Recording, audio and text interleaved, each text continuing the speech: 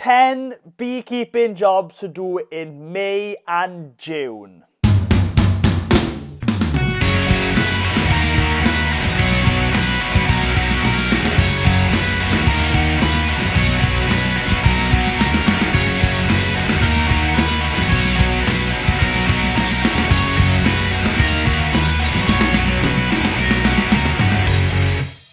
Hello, I'm Griffiths, welcome to Winning Griffith. Here we talk everything beekeeping, farming, countryside living, and we do reviews as well. Now today I want to talk about 10 beekeeping jobs you need to do in May and June.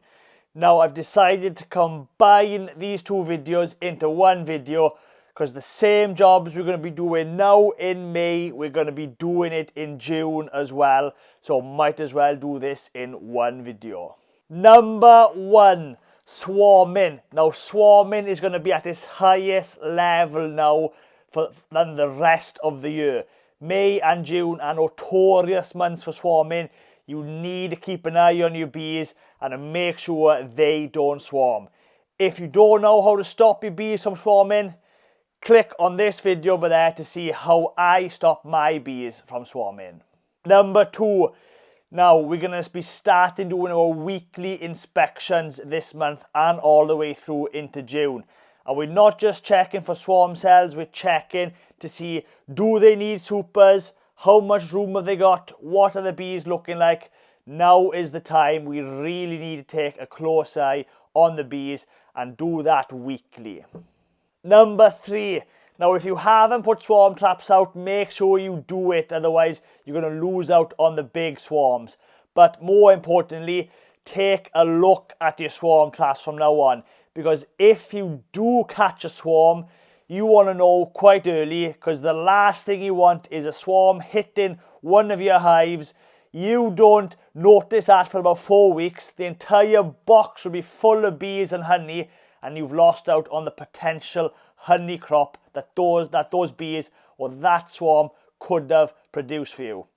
And if you put your swarm traps quite high up in trees on top of buildings, you don't want that hive to be really heavy before you take it back down. So you want the hive or the swarm to be quite light if you're going to take it down from a height. So check your swarm traps often. Number 4, add supers. Now I'm putting this in twice. Make sure you check your supers. Honey can come in really fast when the weather is warm. Sometimes the bees can fill a whole super up in a single week. So don't forget, if you haven't got time to inspect your bees, at least check the supers. Because if they need supering, make sure you give them plenty of space. This is really, really important for this time of year. And if you're not sure when to put the super on, a little trick is, if the bees are in the top super, then put another one on. So always keep an empty super on top. This makes the bees feel like they've got plenty of room and it can stop swarming as well. Number 5, watch the weather every day from now on. Because say, for example, it's nice and warm for the next 4 days, then for the foreseeable future, for 2+ weeks after, the weather's going to be really bad, get your inspections done before that bad weather comes in. Because if the bad weather comes in and it lasts for more than 7 days, and on the next hot day you're in work, chances are your bees are going to swarm. Number 6, now this is the perfect time to make increases. Making splits, buying mated queens in. If you need to increase your bee numbers or your colony numbers, start thinking about that right now.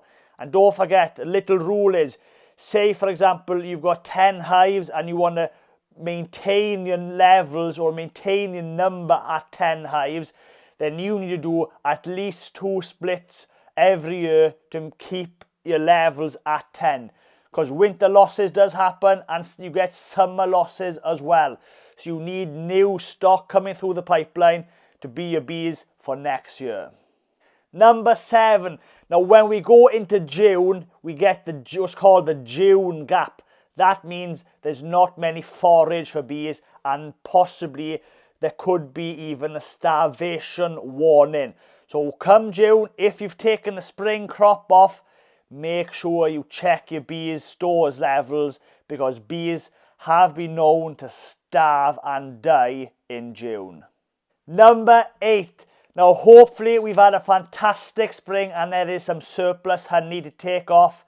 You want to be doing this in May, at the end of May, ideally start of June at the latest, because the bees could end up eating it all in June.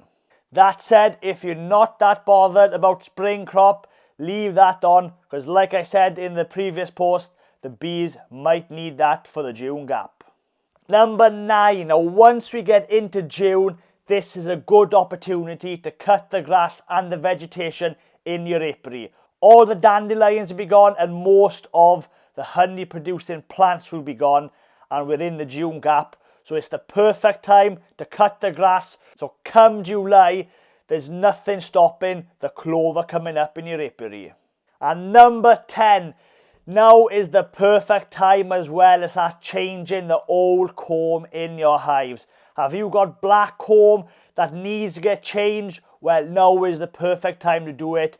Take the black comb out, put new foundation in, because it's very important you change your comb quite often. And I would recommend change at least 10 to 20% of your combs every year. Now, if you're just starting beekeeping, you don't need to do this in your first year, but come year 3, 4, 5, then you really need to start about changing your comb and getting fresh foundation in your hives. This is very important to make sure your bees are at optimum health, and it's really good to stop them getting disease. Well, that's it for this video. 10 beekeeping jobs for May and June.